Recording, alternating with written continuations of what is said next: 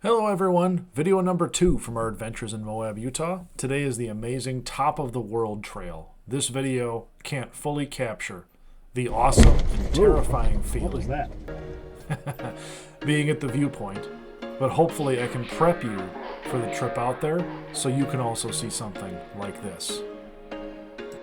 There was once a day that I would pray for you. I'd go and misbehave just so you'd notice too. Sneaking looks up and down from across the room. The drive to the trailhead is twofold, and it's not a quick drive. You head out of Moab to the northeast along the Colorado River Scenic Byway, and you turn off at the Dewey Suspension Bridge about 45 minutes down the road. From there, it's another 30 minutes or so to the actual Top of the World trailhead. Note, as you go here, all the different roads and trails that come off of this main road that you can explore later.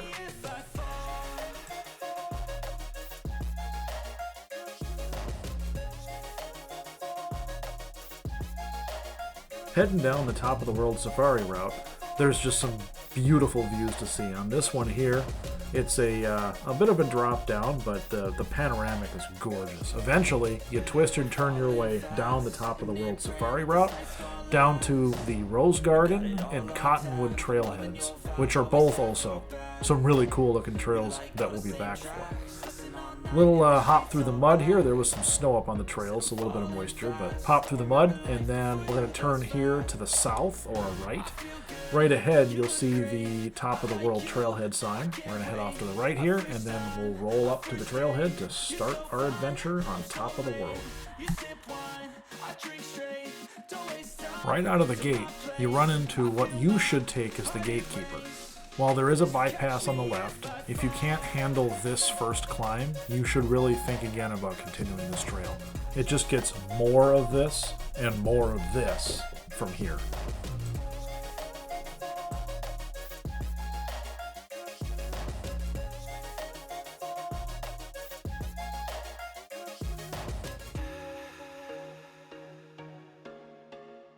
Past the few first obstacles, you'll get to what Trails Off-Road calls the rough stretch, which is a really good name for this. Ledges, uneven ground, cracks in the ground. It's definitely rough.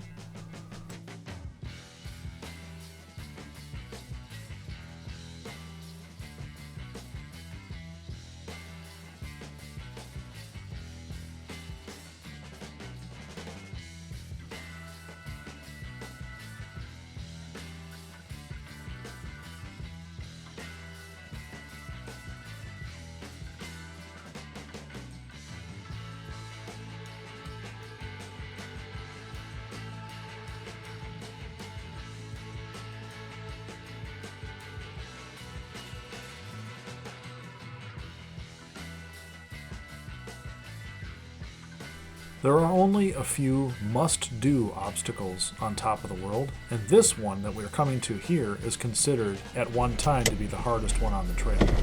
It's two kind of half waterfall, kind of half ledges with a stop in the middle. We get out here to walk around, pick our lines, and figure out who's going, and we go to work. Our line here, we all stayed close to the passenger side of the rock on the right-hand side there. That was our choice.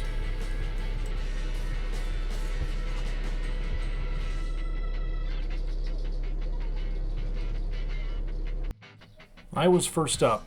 Here is a front view and a back view of my run up the obstacle. Russell on here in front spotting me up, watching for my diffs and whatnot. I hugged the passenger side and just walked up the first section.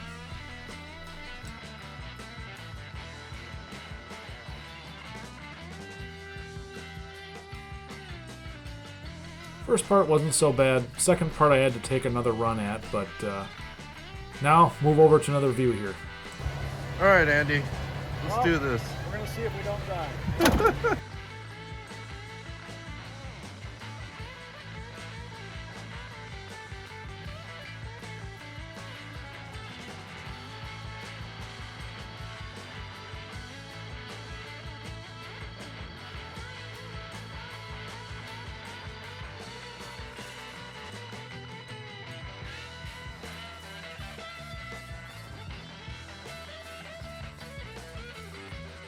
Moving to the second part of the obstacle, again took the passenger side line, came up, but I didn't have enough oomph. Oh, there we go, spinny tire. Oops. Little tactical retreat. A little bit of beans. Up we go. Here we go, Jeff, with his 40s on 1-tons, making it look easy.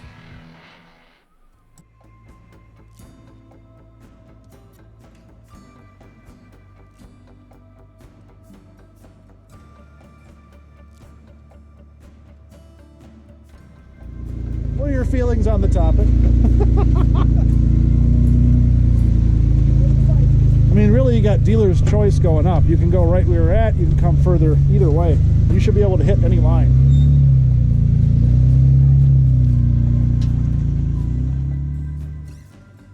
Jeff did stay more driver, took the more difficult line, but as you can see, the right equipment, crawl right up. Bing, bang, boom.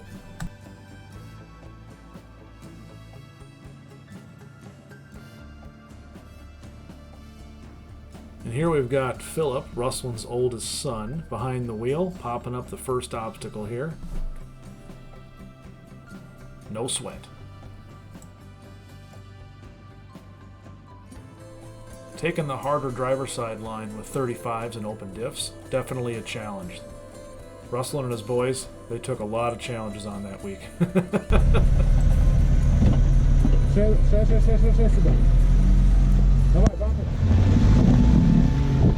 Go, go, go. There you go. There you go. Nice job.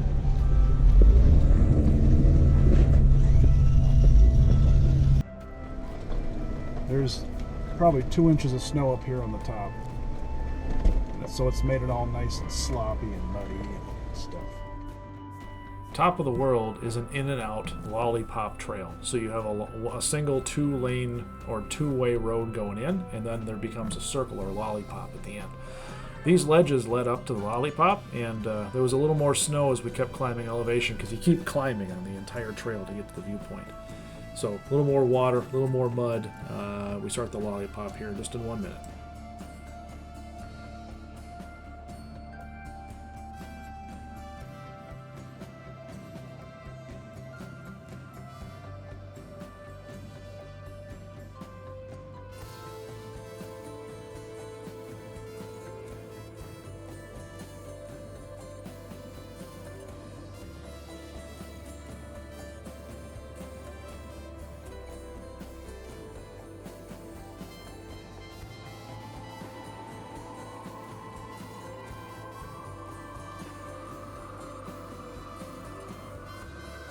As we're getting closer here to the trailhead, we find there's a 2-foot drop ledge that is kind of blind. You don't really see it's there.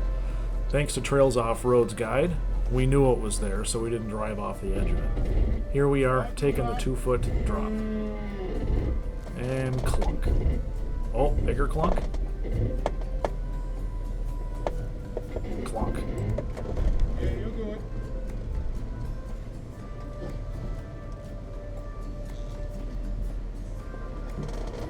Woo!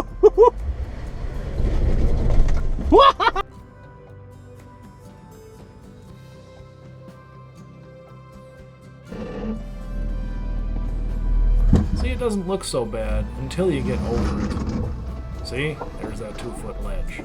Super easy to miss with a really hard left-hand turn at the end. Hey, Philip. Thank you.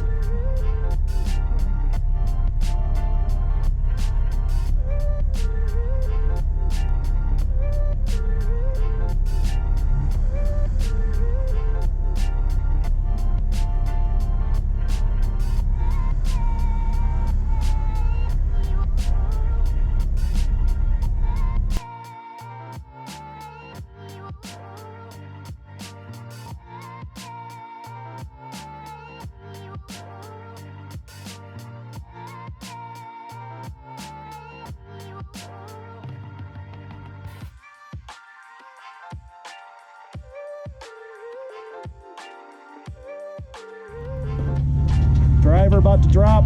There you go.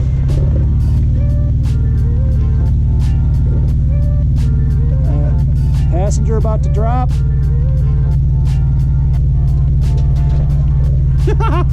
Driver about to drop. There you go. Last major obstacle out of the way, we start heading up on the final approach.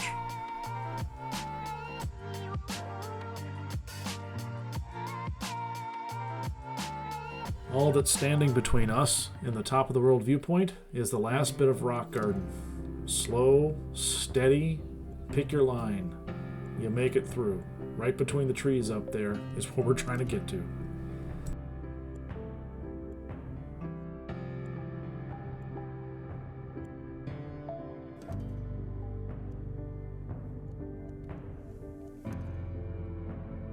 Made it through the rock garden. Here we are. Here's two souls that had made it up before us that were sitting up on the viewpoint eating lunch. When we came up, we didn't really see any other traffic, so we hung back here. I'm going to stop here in just a moment. We don't want to crowd anybody off before they're ready. So got out, went up and said hi. They moved off the viewpoint, and here we go. I can't tell you. I am not a heights guy, but crawling up to this edge, your heart's racing, your palms are sweaty. Something about mom's spaghetti. But getting a little closer and closer up here, I can't even articulate or show you on the video truly what the feeling of this thing is. It is a 1,000+ foot drop straight down.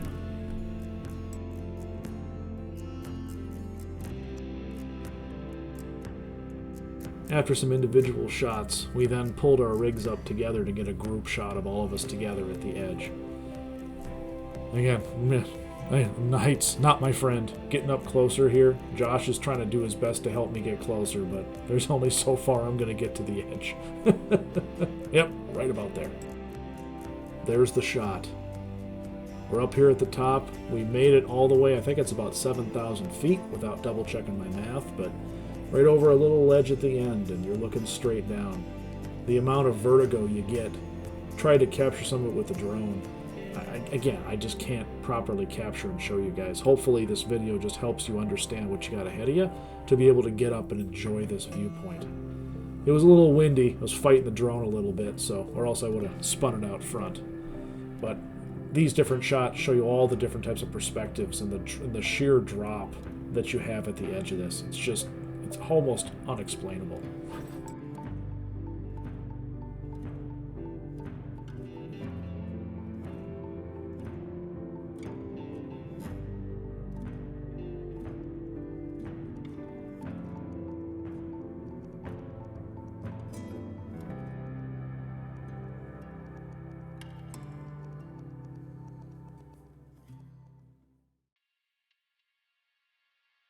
So we chose to go back down the same way we came. Here's the 2-foot ledge we're crawling up here. We talked to the two people that were ahead of us, and there's a series of waterfalls that are pretty tricky going down the other side of the Lollypop, and they were still full of a couple inches of snow. They said they've taken this a bunch, but they wouldn't even take the ledges with the snow on it at this point. So we heeded their warning and went down from whence we came.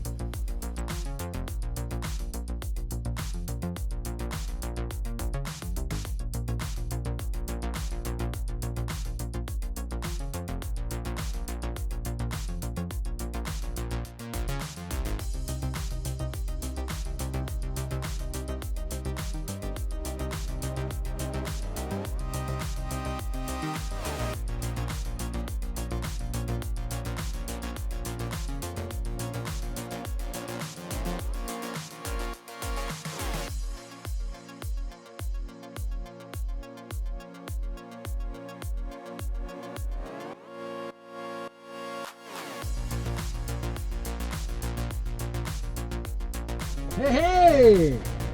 We did it! So again, thanks to using tools like Trails Off-Road, driving up on the safari route, saw this one thing called Gold Mine Road. And one of the things that Gold Mine Road had was a crossing of the Delores River.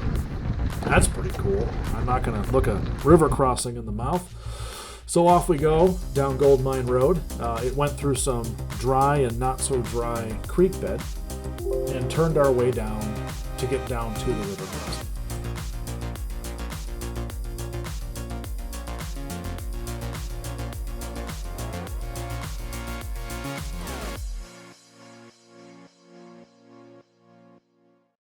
So I've crossed bodies of water before, but nothing this big or this far. So you could really technically count this as my first legit river crossing.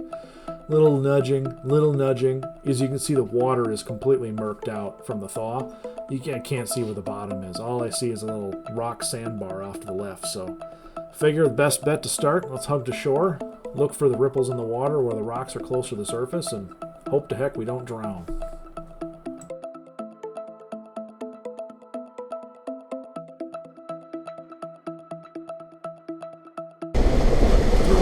Low and doing some lower speed pokes, we find out that there's some deeper parts of the river, but as long as you stick to kind of a straight line of sight to the output of the road, you have no problem. So off across the river we go.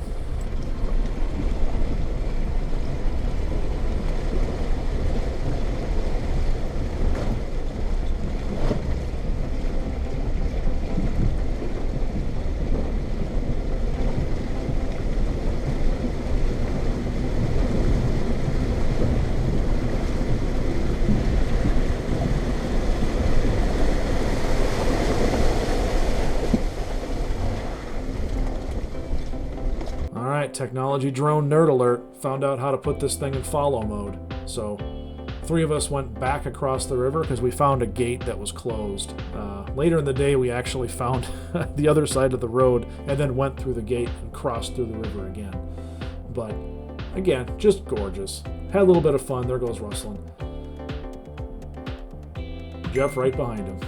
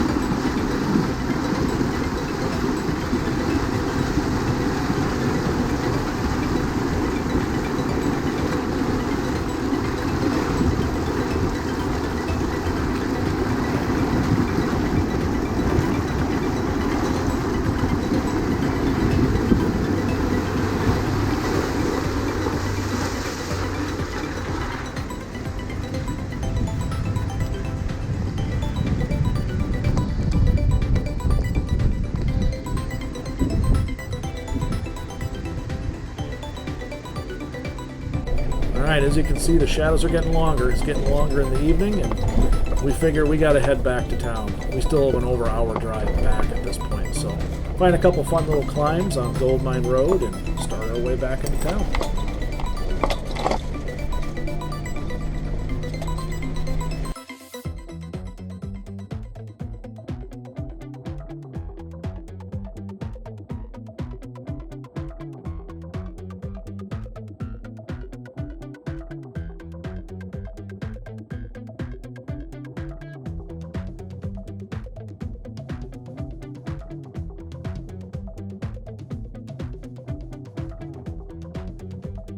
It's crazy how time flies when you're having fun. By the time we got back to Moab in the Spanish Valley, the sun had pretty much completely set. So pull into the little complex we were staying in, park the Jeeps, and do a little bit of parking lot maintenance, which I'll get to in the next video, and that's about it. Thank you so much. Look forward to a couple more videos coming out of here, and hopefully I'm giving you enough information to go find your own adventure in Moab, Utah.